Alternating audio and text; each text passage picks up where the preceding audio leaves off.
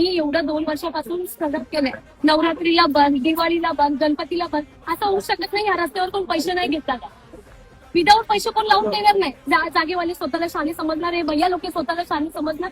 पाठी माझा एकटीचा धंदा पण करणार ना दादा, पाठी राहून रडणार, हसणार माझ्यावर. माहितीये का तुम्हाला? हा हे बघा, हे गुटखा विकणार आहे.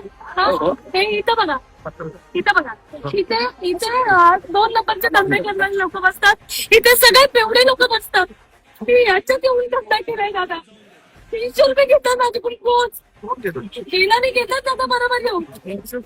हा मी म्हटलं माझी ऐपत नाही तेवढी द्यायची तरी घेतात. महापालिकेवाले बोलतात सर्वांनी जातात, पोलिसांचे जातात, केडीएमसीचे जातात, सर्वांचे जातात. आणि सर्व येऊन मला विचारतात रात्रीची तुला परमिशन भेटली आहे का इथे? एक काम करतात, तुझी गाडी इथे लावून टाकली. तर माझं म्हणणं काय, ह्या लोकांना, हे भैया लोकांना, अपंग म्हणून यांना टपरी भेटते ना, मला इथे टपरी टाकून द्या दादा. टपरीच टाकतो ना सर. आणि त्याच्यावर राज ठाकरे साहेबांचा फोटो द्या मला लावून. मला राजसाहेबांनीच पाठवलं तुला भेटायला. मी त्यांना जर मनापासून वोट करते ना सर, तर मला त्यांचा एक फोटो पाहिजे. आणि मला इथे कोणच चालवू नाही शकत.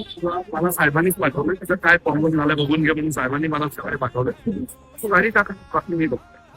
मी ह्याच्यात एक पॉईंट आउट करू शकते दादा. आणि परवा जाऊन वॉर्ड ऑफिसरला भेटलेलो.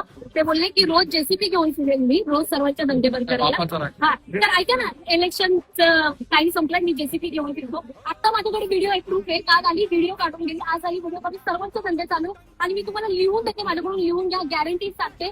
हे जे इथे जे धंदे लावतात, 30 वर्षापासून लावतात, 40 वर्षापासून लावतात, रोज लावेल. हे बोलले ना 150 मीटरच्या आत आहे, 150 मीटरच्या आत सिलेंडर नाही. रोज दिसेल दादा तुम्हाला, रोज. मी कसं येऊन मी तर रोज कंप्लेंट टाकू दादा, रोज कसं येऊन कंप्लेंट टाकू? हे सगळं खोटं आहे, हे सगळं खोटं. इथे जी आत पूर्ण मधुबन गल्ली, ही जी पूर्ण गल्ली, हे सगळं 150 मीटरच्या आत येते ना दादा. हे रोज लावते, रोज लावते. माझ्याकडून लिहून घ्या, नाही तर मी इथं आंदोलनाला बसते दादा. हे सगळं खोटं आहे. काही तुला आंदोलन करायची गरज नाही.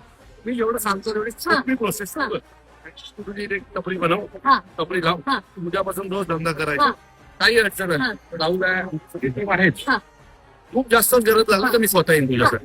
थोडं सरका दादा, थोडं सरका, थोडं 1 मिनिट सरका.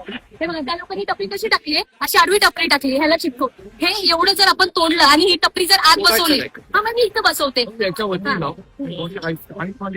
ओके, त्याच्यावरती लाव आणि एक माणूस इथं द्यायला ठेव. ठीक आहे. त्यांच्या कुठल्याही प्रॉपर्टीला हात लावायचा नाही, कुठलीही प्रॉपर्टी तोडायची नाही. जी आहे का आता हा एवढा पॅच तर बिनकामाचा आहे, बरोबर आहे. बरोबर. एवढा पॅच मध्ये कशी काय बसवता येईल तेवढी बसवली. ठीक आहे. चालेल. बाकी आयुक्तांची साहेब बोलतो. ठीक आहे, चालेल जाऊ. चालेल. रडायचं नाही, रडून व्हिडिओ करायचे नाहीत. मराठी माणूस रडत नाही. त्यामुळे बिंदास